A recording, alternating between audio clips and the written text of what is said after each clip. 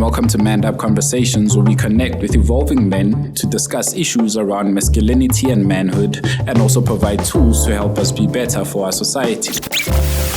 Our history continues to be a burden. Mm-hmm. A burden of how, even till to date, how young black boys and young men are so seen.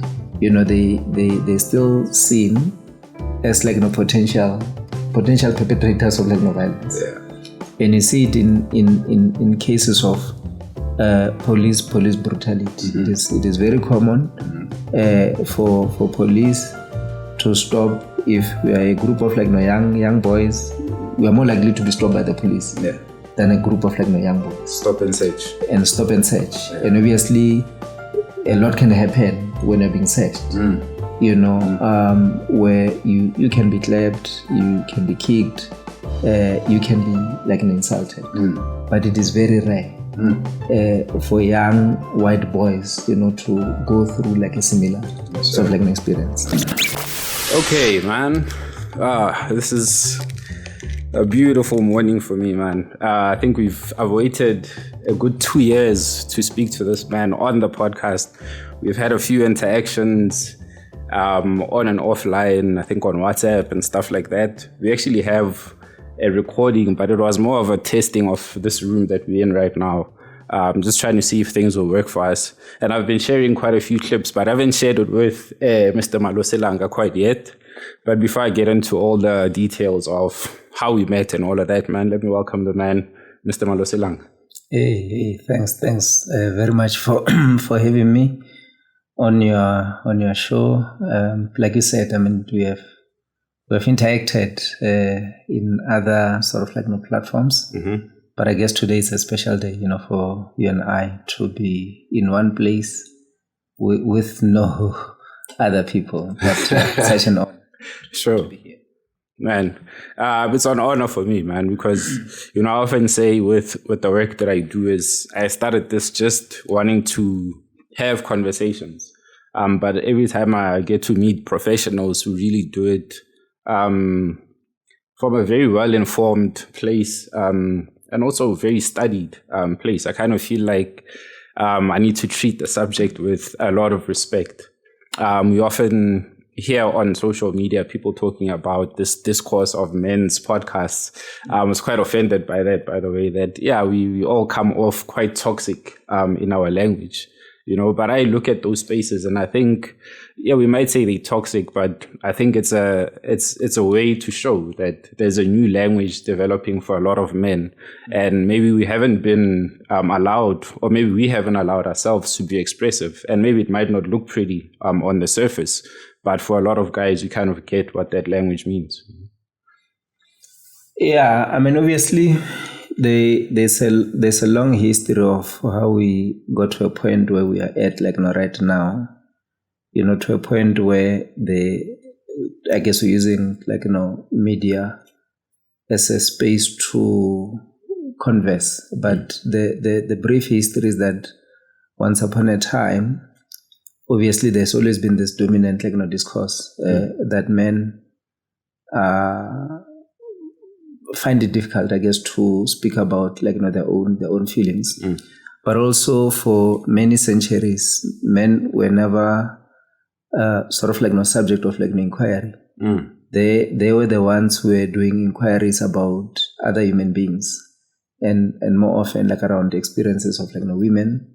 And obviously I'm cutting it short and generalizing, but now with time, we got to realize that we need to center and recenter men.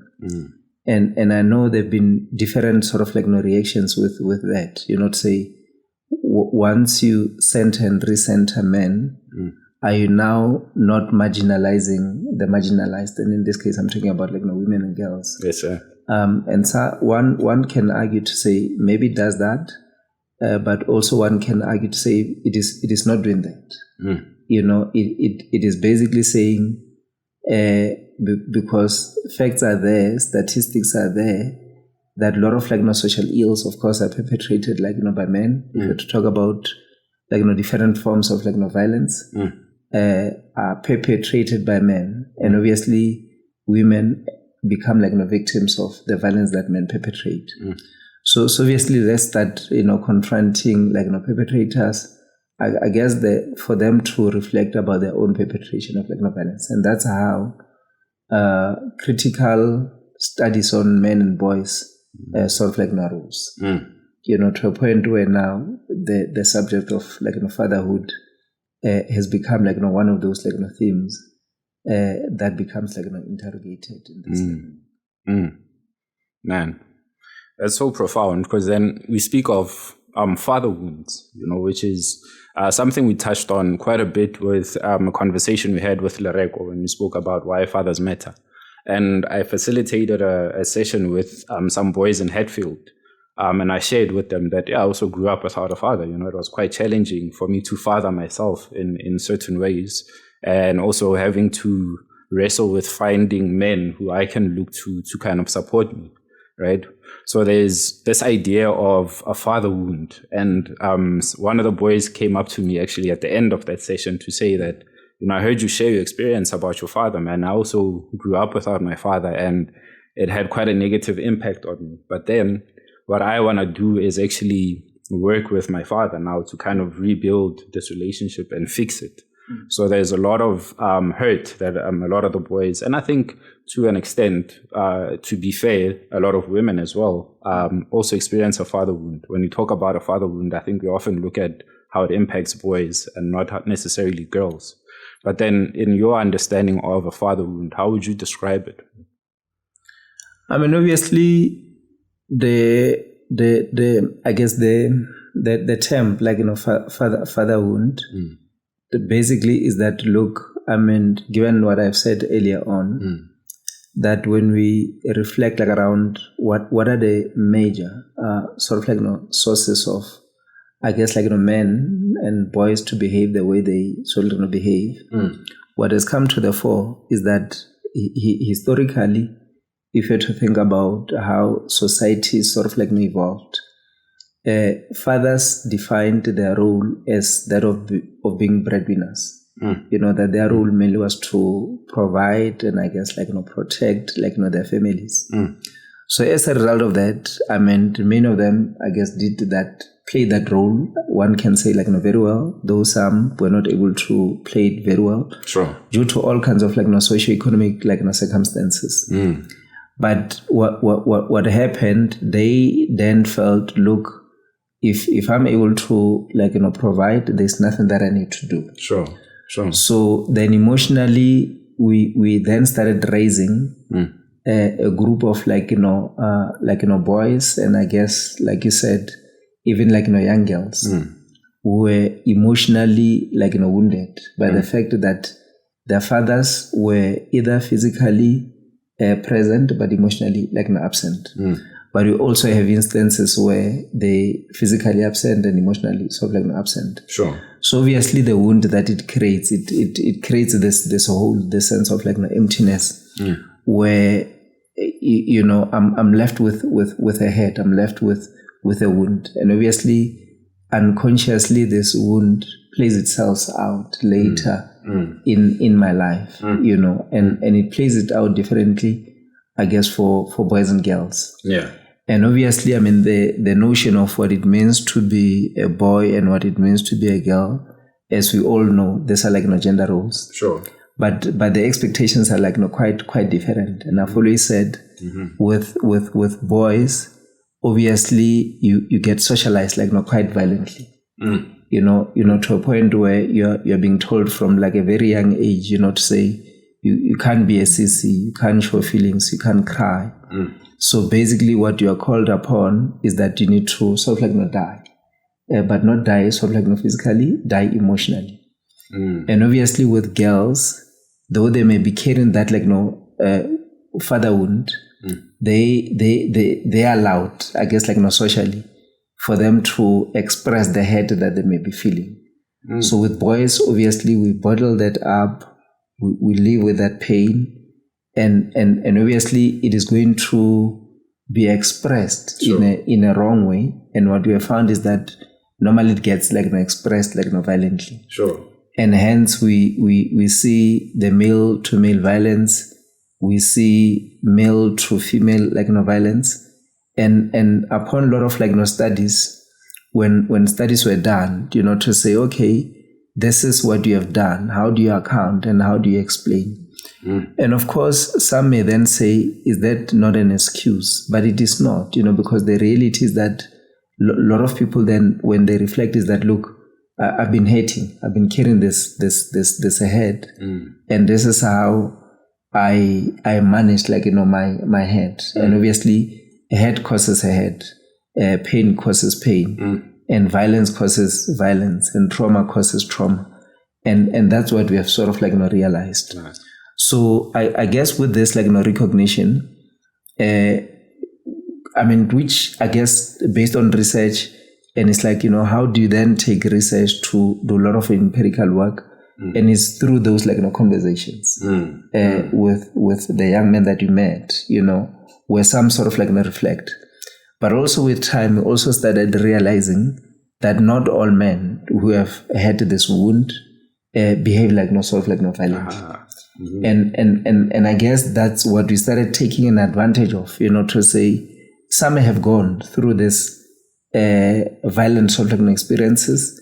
And when I say violent, I mean even symbolically, the fact that you had a father who was physically or emotionally absent. But they started negotiating that identity quite differently, where they started making commitment, sure. To say the fact that I've grown without a father figure, I'm not going to repeat the same cycle. And in terms of evidence, this is where we are at. Sure. That we have, the stats show that in South Africa there are so many young people that grow up without father figures in their personal lives. Sure. But some of them don't then proceed to be bad fathers themselves. They don't proceed to be violent, young men, later in life. And of course, that process of negotiating your masculinity quite differently. It is not an easy process. It can only be negotiated by creating the platform such as this, where you then realize that, oh, I'm not alone. Other young boys go through similar experiences, and I can also be different, despite the fact that this is the experience that I've gone through. And when you speak of how that manifests differently, I see that in my group of friends. There's maybe two of us, out of three who grew up without fathers. Yeah. But we're not, not a violent type, and we actually all about helping out each other, whether it's coaching each other over a phone call, whether it's, hey man, we know about, one boy, Muka Simola, who's going through something, the little bit that we can do, let's do that. It doesn't have to be shown on social media or anything. Yeah. I think you talk about pressure to perform in your book, and that stood out to me because it seems like a lot of times we, let me speak for myself here and not generalize, but the instances where I've kind of overperformed to kind of make up for this thing of, I didn't have a dad. So I know by performing well in a soccer team, by performing well at school, I'll get recognized as someone. And then when failure comes or when difficulty comes, and then hits me really hard, because then I'm like, okay, how do I deal with the losses? How do I deal with the heavy emotions? Like you're saying, it's stuff that we chose to hide a lot, And now that I'm growing up now and looking back, having conversations, I can see it's like, okay, there's a lot of us who on the surface, we look like we've got things going on and we look good. We grew up, we fathered ourselves, but then we still wrestle with the emotional side of things, and those might manifest in our relationships with our wives, with our children, even with ourselves. Yeah. Obviously, I guess the starting point is around the performance that you mentioned, where I guess it's in line with the argument that has been made, I guess many years ago, to say no one is born a man, no one is born a woman, but you sort of become. And of course, when you become, it means there's a role that you need to sort of perform. And of course, when you arrive, depending where you are, depending where you live, there's a script that you get given. and you need to master the script and read the script like very well. So you can't afford to miss any line, because there's a price that you pay, for missing the line. So obviously, like I said, there is like enough evidence, to show that a lot of young boys and men are beginning to disrupt the script that has been there for quite some time. Sure. But obviously it's the script that is not going to die easily. There's still going to be a pushback, because when you talk about a discourse, it takes centuries and centuries, for it to change. But obviously, I guess the point where you're talking about wrestling is that the fact remains that if I were to talk about, maybe let me say patriarchy as an institution, it's an institution that has no head office, but it has so much power, as if there is a board meeting that gets held now and then, to then say, look, this is the agenda for the month, and this is the agenda for the next 2 months, the agenda for the next 6 months, the agenda for a year, for the next 2 years. There is no such. Sure. It is highly institutionalized. You find it almost everywhere, in different institutions, be in schools that we go to, be in universities that we go to, be in churches that we go to, be in spaces that we find ourselves in. And obviously, it is not written publicly. To say this is the script. That this is the script, though it is not written publicly. So what you end up doing, you police yourself, and you're also being policed by other people around you. So obviously, you're going to have this continuous conflict around, I need to be different. I need to, embrace a voice that it is pro equity, pro fairness, pro justice, but then the system says something quite different. So those are moments where one needs to introspect, because what we have found is that you may accommodate, changes that are happening. Sure. But the fact remains that there's still some dividends that you accrue on the basis of your gender. Sure. Whether you're progressive or not, but there's still some dividends that you accrue. There's still some benefits that you get out of the system. Sure. That you're also trying to negate and defy. But what you need to recognize is that this path of being different, it can also cause an emotional pain, and it's a pain that it is worth reflecting upon. And rather than to present yourself as look, all is intact, all is well, because I know, even based on the work that I've done with a lot of young boys and men, to say it is not easy also to be different. Sure. But the fact that it is not easy, it doesn't mean that we then need to say, look, we can't win the battle.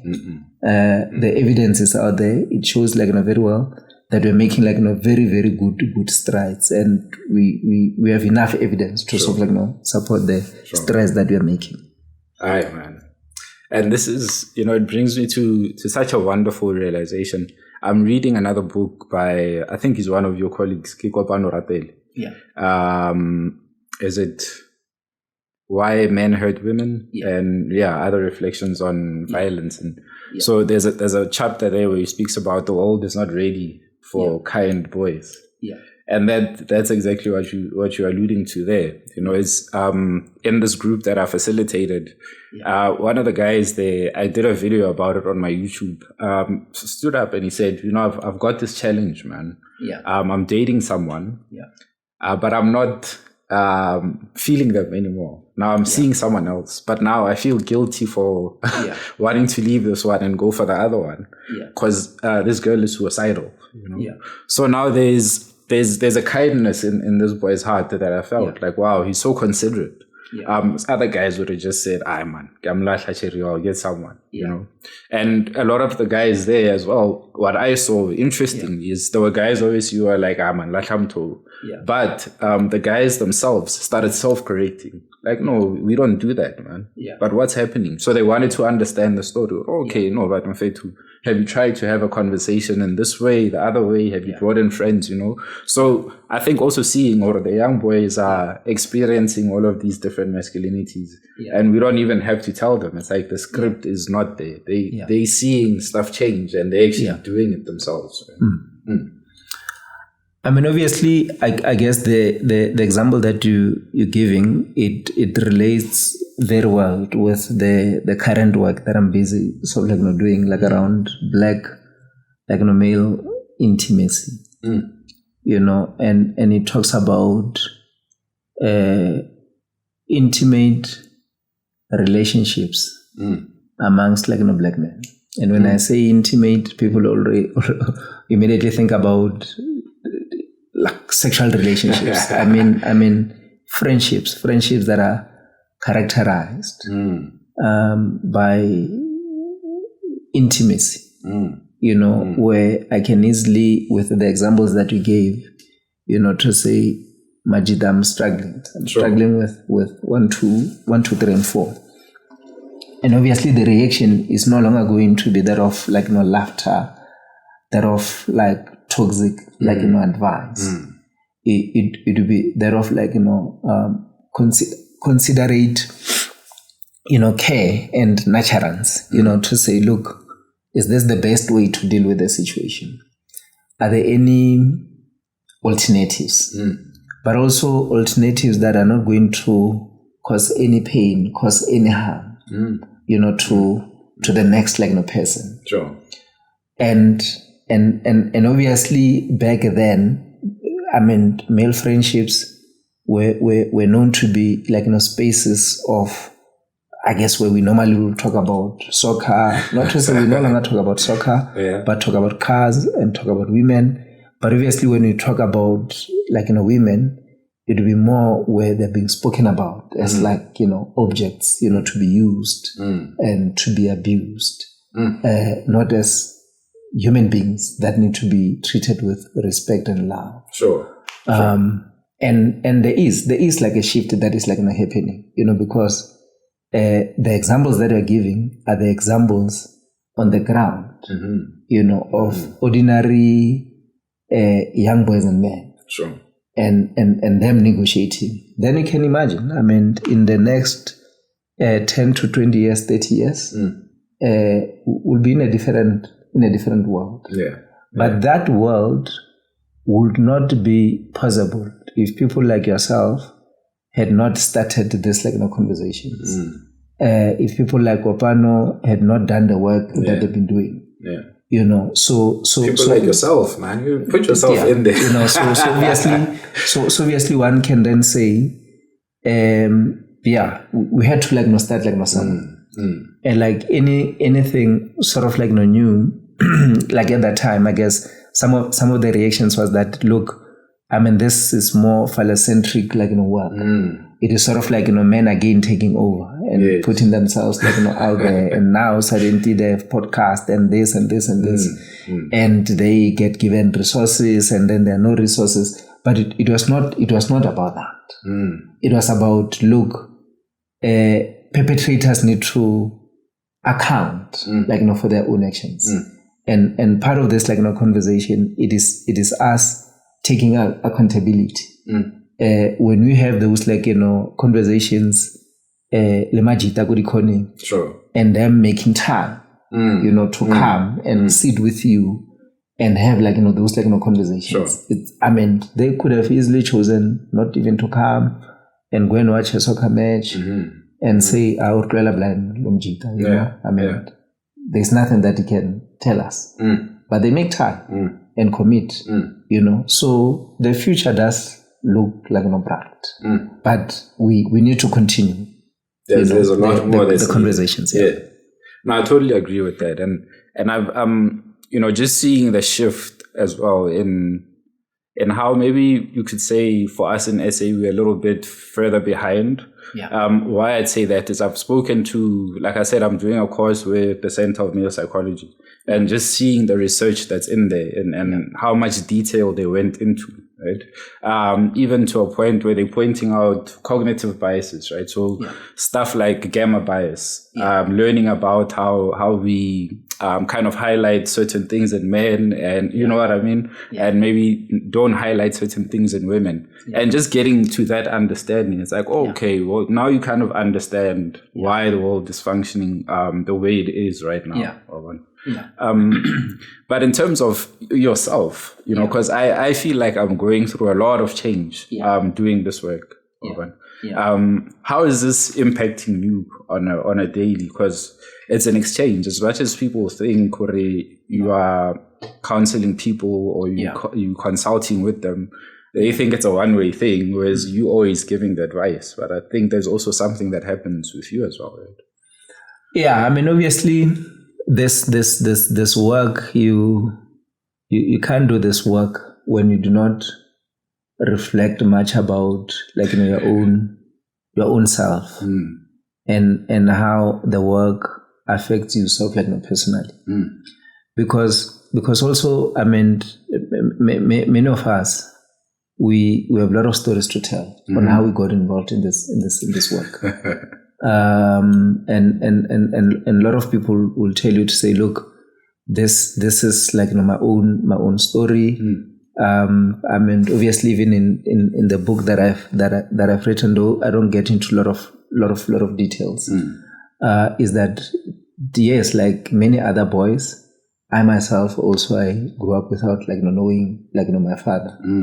And obviously, like any other boys of my age, like at that time, there are certain things that when one looks back, introspectively, you're like, geez, things could have been quite different. Yes.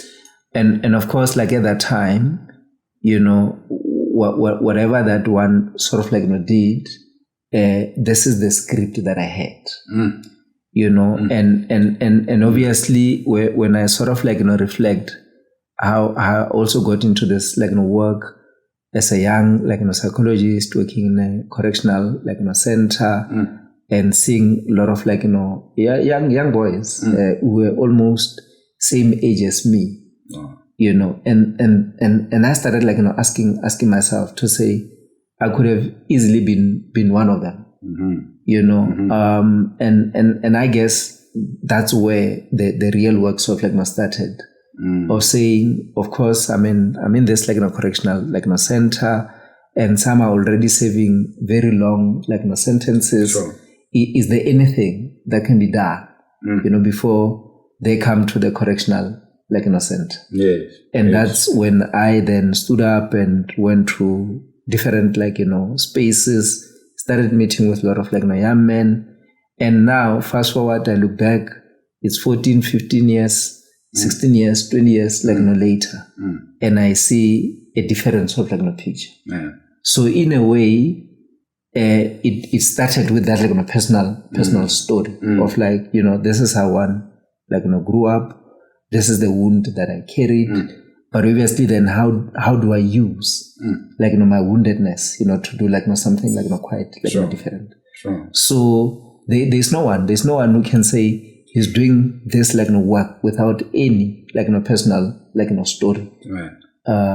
You're also sharing about own personal story. Yeah. Man, that's wonderful, man. So there's a man that I'm following quite a lot in the States. I think it's Dr. Thomas Curry, and he's written a book called The Man Not. The Man Not is basically speaks to our experiences, or I guess American men's experiences of, being socialized into manhood, and how that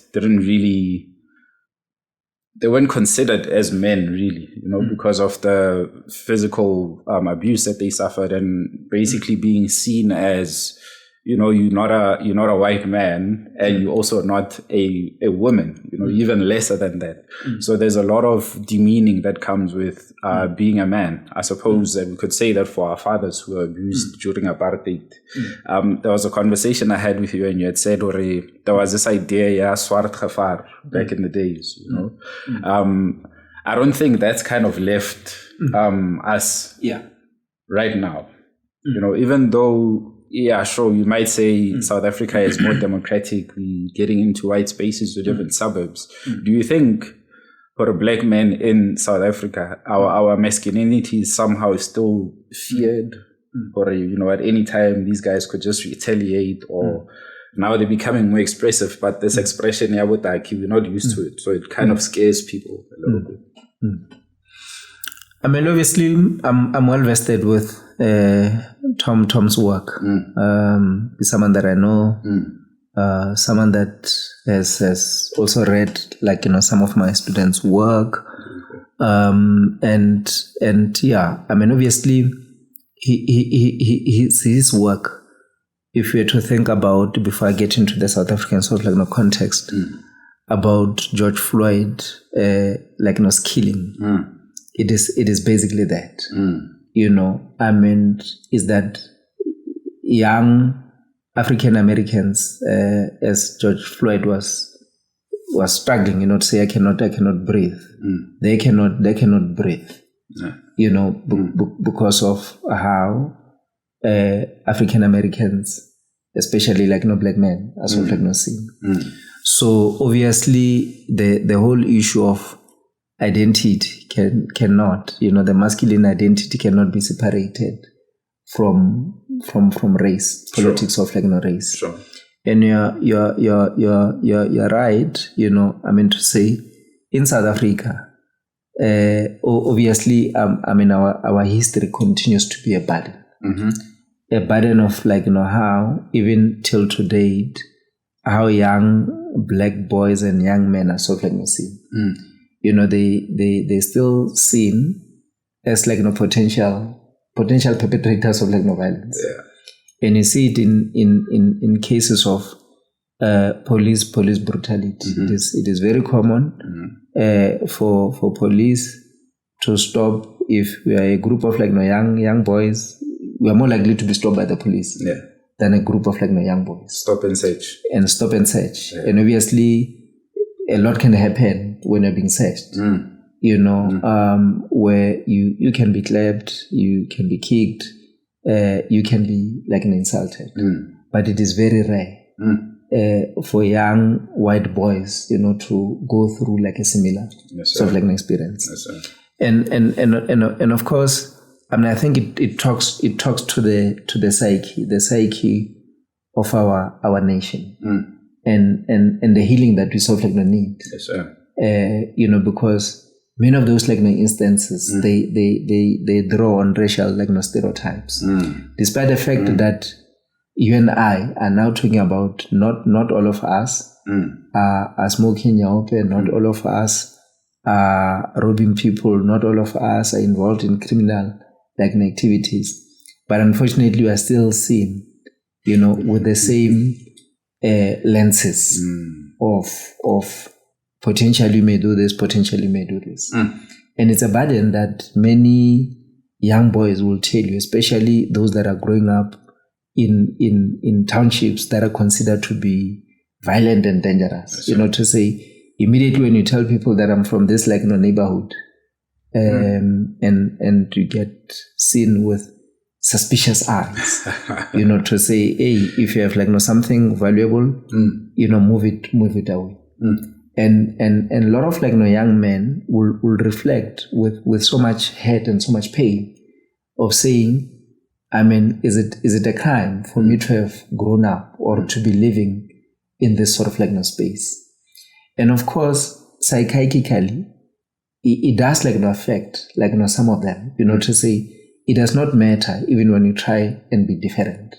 You always get seen with that lens. Sure. That you're from the Cape Flats, you must be part of the 27, you must be part of this, you must be part of this. Yes, I may be coming from the Cape Flats, but I'm not a gangster. Yeah. I may be coming from Alexandra, but I'm not a gangster. I may be coming from Atteridgeville, but I'm not a gangster. You know, but it does like, you know, discourage like, you know, some of them, you know, to start like, you know, being different. And the other challenge that we have is that alternative voices of young boys who are committed to their schoolwork, who are not up to no nonsense, who are very supportive of anyone in the community. Their voices are never made like, you know, public. You know, and I guess it's through podcasts such as this, you know, where we then need to say, let's call boys that are not into drugs. You know, can that make a headline? Can that voice be made to be known? You know, because we tend to unfortunately glamorize. Yes, sir. I guess you're gangsters in the community, you know, to say, look at so-and-so. He's driving whatever car, he's owning whatever this. But we all know that obviously he's owning this car and whatever place that they own through an involvement in criminal like activities. Then what are we saying to our young boys? Sure. You know, are we then saying to them, for you to own that car, for you to own a house like this is what you need to do. You know, because those are the things that we proudly, like, you know, speak about. You know, when some of them, I guess, get killed, I mean, we've seen, you know, videos where it becomes like, you know, like you're being celebrated, you are seen as like a hero. And basically, as a young person, I'll also want to be celebrated, like, you know, in that way. But if then I have a university degree and I'm working and I'm living like maybe like inverted commas, like a normal life, I'm not fighting with anyone, can I be like, you know, celebrated and be seen like as a role, like a model? So these are like, you know, some of the contradictions. And I think social media now, I mean, obviously, social media has positives, has negatives, you know, and some of the positives would be that you and I are able to have this like, you know, conversation, and this can easily sort of like, you know, trend. But there are also like, you know, things that trend, and they trend, but when you look at the content, you're like, I wonder what is the impact of this. You know, is this for the well-being of our communities, or is it not? But who am I? You know, but some of the things we already know, you know, given the evidence to say this is not for the well-being of our communities. And I love that you touched on the media and social media aspect of things, because we seem to live vicariously through those things, as you say. And then for the guys, like now there's this thing out, man, even if we are scale, there's no work. So what's the point? But unfortunately, we come off as preachy sometimes. It's almost as if we have to kind of sensationalize the conversation for people to kind of listen to it at times. We have to go for the controversial angle, for people to actually listen. Yeah, I mean, obviously, if many of us got into this, like, you know, space, and we're doing this work for trending purposes, because of lately that's what, like, you know, matters. I don't think would have lasted, like, you know, long. Sure. And we sort of, like, you know, continue to do this work in our small, like, you know, spaces. But I mean, if I were to count, like, you know, years of like when, I mean, I can say it is far as, like, you know, 2000 and 2004. Wow. When I started, like, you know, doing this work, like, around boys and men. So it is like, you know, almost 20 years ago. 20 years. And then I remember Kopan and I and a few other colleagues were sort of, like, you know, reflecting, I guess, and in fact, this reflections is also captured in some of the written work, you know, where it was like once upon a time, I guess, through the Human Science Research Council, you know, that book entitled Baba, you know. And obviously credit be given to Linda Richter and many of her colleagues. Because subsequent to that, we then started realizing, to say there's something called Baba, there's something around fatherhood. Fast forward, it is people like you, it is many other people that I've met, yes, sir. Who are doing this work in communities. So we are based in universities, we've been theorizing, we've been writing up, but now we look back, when you look at the work of Heartlines, and you have been in different conversations with them, and they will invite ordinary community leaders who are look, this is the work that I'm doing, and now we're at a point where we're saying, okay, now let's go and document, yes, this work that is being done in different communities. So ours is look, if now, you're saying in Hartfield, this group of boys that you've met, and these are things that they're saying. Yeah. And then we're okay, it means our 20 years of hard work, which has not been trending, has really had an impact. If you look at this report that we release now and then, the state of fatherhood, there was the first edition, there was the second edition, we're working on the third edition, and of course you get a lot of reviews, and obviously now there's reports. Initially we thought these are academic research reports, but what we are realizing is that ordinary people read them, because you get emails from them, say, wow, I've read this report, there's something that I've learned. And thanks very much. So for me, it is not also about numbers. It's about the impact. The impact on our communities. Yes, sir. And I can proudly then say the work that we've done as South African researchers on issues of boys and men has had a positive impact. Of course, the journey is still very long. There's still a lot of work that needs to be done. Especially if you're to look at our level of violent crime, it is not decreasing. If you're to look at violence against women and children, it is not decreasing. If you're to look at the problem of suicide, it is not decreasing. So we still have a long way to go. But I guess we need to continue to strive for better and strive for better and strive for better. Yes, sir. And Mr. Malose, I can go on for centuries with you, because I think we need to have a series of sorts, because there's so many other questions that I have based on what you just said now.